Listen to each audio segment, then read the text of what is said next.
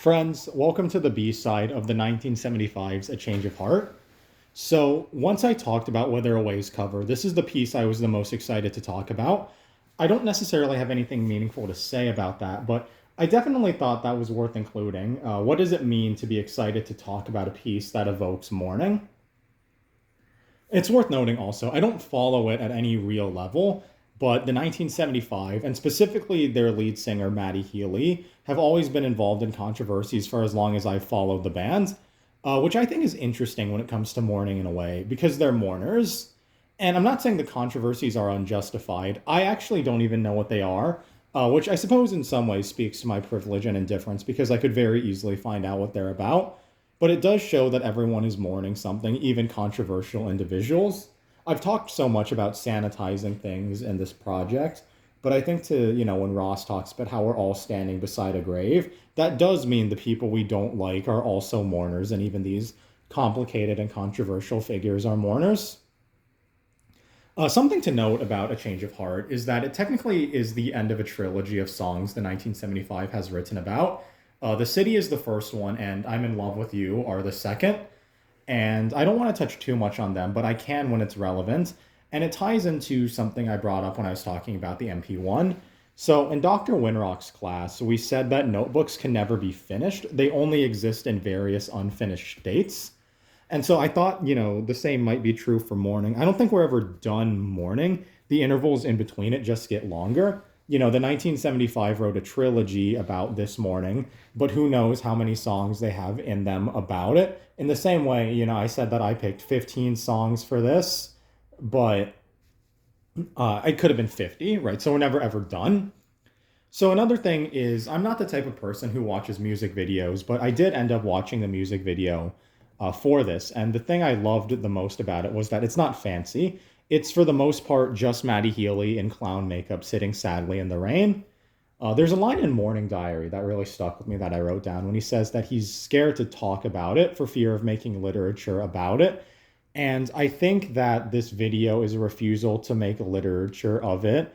It's not an artsy song, which the 1975 has joked about a few times, like in their music video for Girls when they jokingly say they're not a pop band, they're artsy. And I don't know if that's true, but this song is definitely not a pop band. It's just or a pop song. It's a very raw song about mourning. And so the video, kind of taps into that as he just sits alone in the rain. Um the 1975 as a band kind of defy sanitization all the time, which is why I knew one of their pieces was going to be in this. A lot of their lyrics are raw and they undercut to moments that might typically be excluded from these things.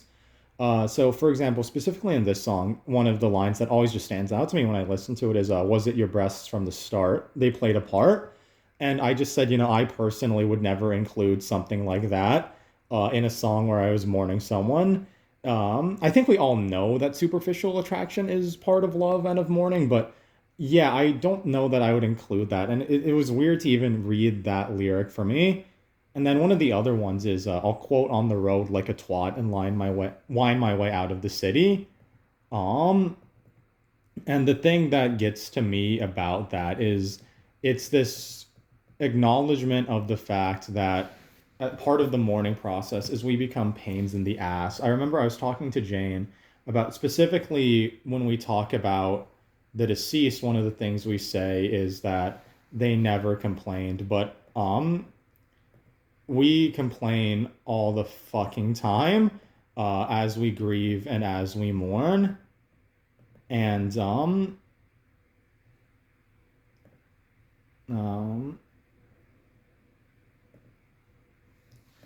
and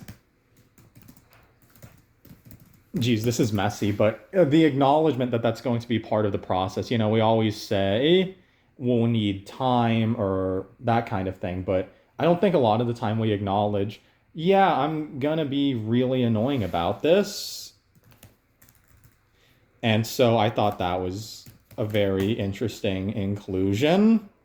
And then finally, the last lyric that really stands out to me in this is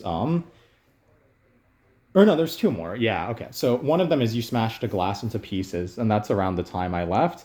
And I remember when my grandma died, we my dad and I went back to Hawaii to deal primarily with a lot of the housekeeping, that comes when someone is gone. And we talked less about the ways in which she was abusive and more about the ways in which we did love her because we did.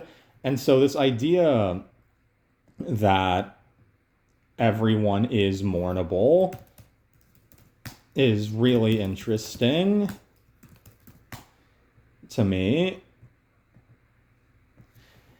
Um, Even the most complicated people, and that's something that I don't think a lot of songs would choose to admit that this person who they're mourning their relationship with was abusive. And then finally, one of the lines is, "You look shit and you smell a bit, and you're mad thinking you could ever save me, not looking like that." And one of the things I wanted to talk about in my MP1, but I didn't, is the ways in which mourning is a highly potentially destructive process, and we would like to pretend it isn't. We say, like, oh, I need to do this to get closure, but it's wrecked this guy as he mourns. And I think that's just a very raw moment that he adds. There's no factory that turns beautiful things into joy. He's just mourning and he's being wrecked by it. And that's very important to me that it's here.